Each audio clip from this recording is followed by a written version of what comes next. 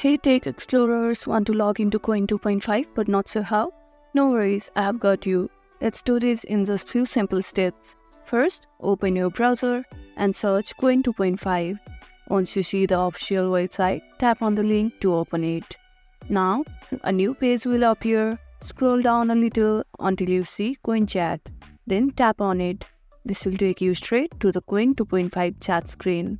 By the way, have you used QWEN before, or is this your first time? Let me know in the comments below. Alright, now look at the top right corner, you will see the login button. Tap on it. Here you will enter your email and password.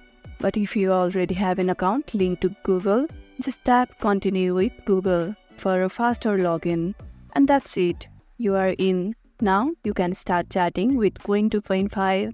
If this tutorial helped, don't forget to like, share and subscribe and drop a comment. See you in the next one.